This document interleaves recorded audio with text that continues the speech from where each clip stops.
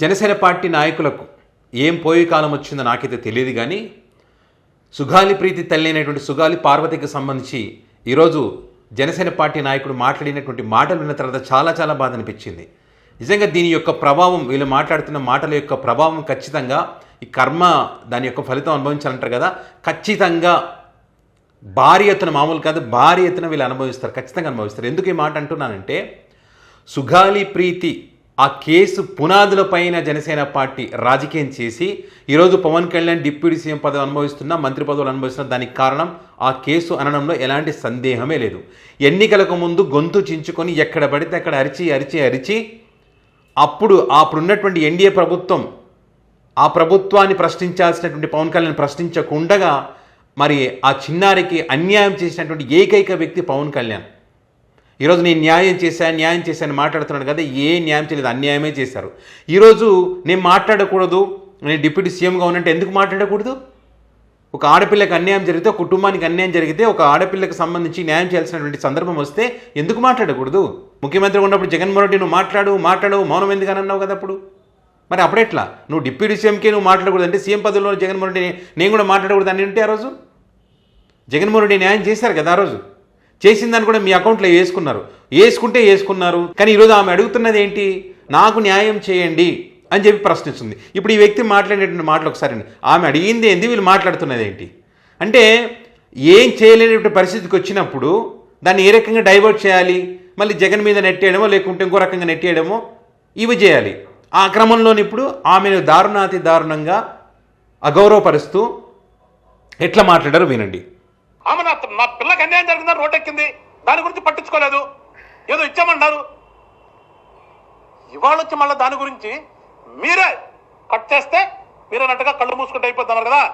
ఆ రోజున అక్కడ కట్ చేస్తే ఇవాళ ఆ పార్వతి అనే ఆమె వచ్చి మళ్ళా ఇదే పవన్ కళ్యాణ్ గారి మీద ఎలిగేషన్ చేస్తాం అంటే ఏ రకంగా పట్టుకొచ్చారు మీరు? ఎందుకు చేస్తుంది?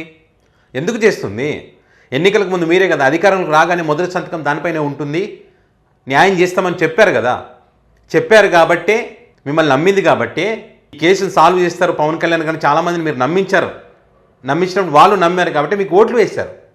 మరి అధికారులకు వచ్చి 15 నెలలు అవుతుంది కదా, ఎన్డీఏ గవర్నమెంట్ మీది, సిబిఐని ఒప్పించి ఎంక్వైరీ చేయించవచ్చు. మీరు అధికారులకు వచ్చిన తర్వాత సిబిఐ తప్పుకుంది కదా, మరి ప్రశ్నించక ఏం చేస్తే న్యాయం చేయమని కోరక ఏమడుగుతుంది?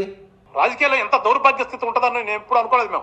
మీరు రాజకీయాలు చేయబట్టే ఈ రాజకీయాల దౌర్భాగ్య స్థితి వచ్చింది. మీకన్నా దౌర్భాగ్య స్థితి ఎవరు తీసుకురాలేదు రాజకీయాల్లో. మీరు ఎంత దారుణాతి దారుణంగా రాజకీయాలను పాడు చేస్తారో, ఇటు సినిమా రంగాన్ని ఇటు రాజకీయాలు అన్ని పాడు చేసింది మీరే. ఆ రోజున వచ్చి మా ఆఫీస్కి వచ్చి కూర్చుని ఏడిస్తే జనసేన పార్టీ అండగా ఉండి ఆ అండగా ఉన్న పర్యవసానంలో నీకు వచ్చినటువంటి ఫలితాలన్నీ కూడా తీసుకున్నటువంటి ఈ మహాతల్లి వీళ్ళు కష్టపడితే వచ్చిందంట. ఏం చేశారు మీరు ఏం కష్టపడ్డారు? 2017లో జరిగితే ఏం చేశారు? 2019 వరకు మీరు చేయాల్సిన బాధ్యతను చేయలేదు. 2024 తర్వాత మీరు చేయాల్సిన బాధ్యతను 15 నెలల కాలం మీరు ఏం చేయలేదు.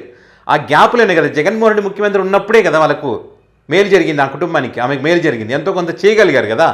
ఇవాళ వచ్చి మళ్ళా పవన్ కళ్యాణ్ గారి గురించి మాట్లాడతారు. పార్వతి గారు అసలు నువ్వు ఎస్టీనే కాదట. నువ్వు చూడండి, చివరికి నువ్వు అసలు ఎస్టీవేనా? పవన్ కళ్యాణ్ గతంలోనేమో మాట్లాడాడు ఎస్టీ కుటుంబానికి అన్యాయం జరిగింది, ఎస్సీలు ఏమైపోతున్నారని మాట్లాడినది వీళ్ళే.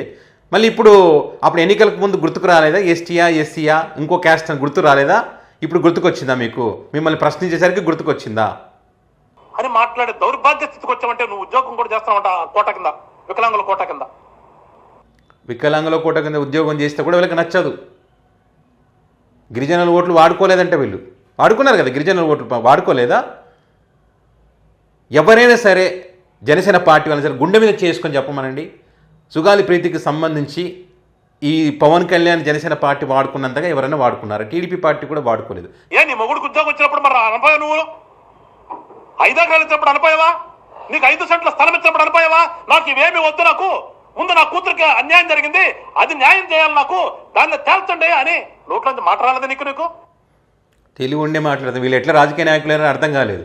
వీళ్ళకి ఎస్సీ యాక్ట్ కింద వాళ్ళకి అన్యాయం జరిగినప్పుడు ఆ కోటాలో ఏమి ఇవ్వాలో ఏ ప్రభుత్వం అయినా ఇస్తుంది, ఇవ్వాలి కూడా ఆ కుటుంబానికి.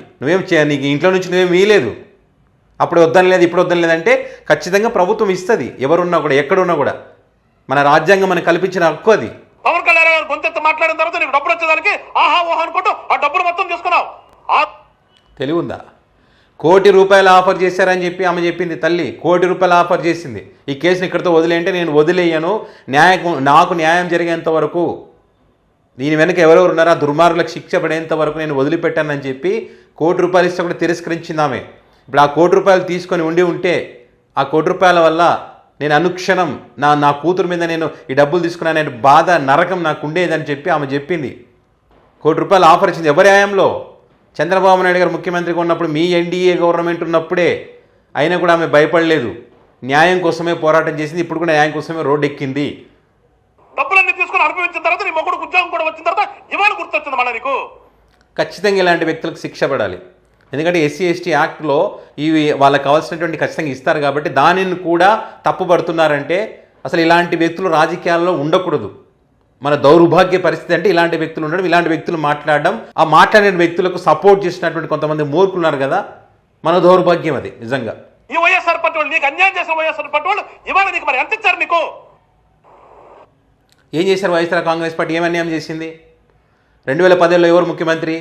2020 ఇప్పుడు 2025లో ఎవరు ముఖ్యమంత్రి? ఎవరు గవర్నమెంట్ ఉంది? ఎవరి హయాంలో మరి ఆ అత్యాచారం జరిగింది? మీ హయాంలోనే కదా, మీ హయాంలోనే జరిగింది కదా, మీరు కదా అన్యాయం చేసింది. ఇప్పుడు గుండె మీద చేసుకొని చెప్పండి, జగన్మోహన్ రెడ్డి గారు వచ్చిన అధికారంలో ఉన్నప్పుడే కదా మీరే అన్నారు కదా, మేము కష్టపడడం వల్లే, మేము ప్రెజర్ చేయడం వల్లే జగన్మోహన్ రెడ్డి ముఖ్యమంత్రిగా ఉన్నప్పుడు 5 ఎకరాల పొలం ఇచ్చాడు, స్థలం ఇచ్చాడు, ఉద్యోగం ఇచ్చాడు అని చెప్పి మా వల్లే అని మీరు చెప్తా ఉన్నారు కదా. మరి జగన్మోహన్ రెడ్డి చేసినట్టే కదా. సిబిఐ ఎంక్వైరీ చేయించింది కూడా జగన్మోహన్ రెడ్డే కదా. ఏం రాజకీయ నాయకులు సార్ మీరు.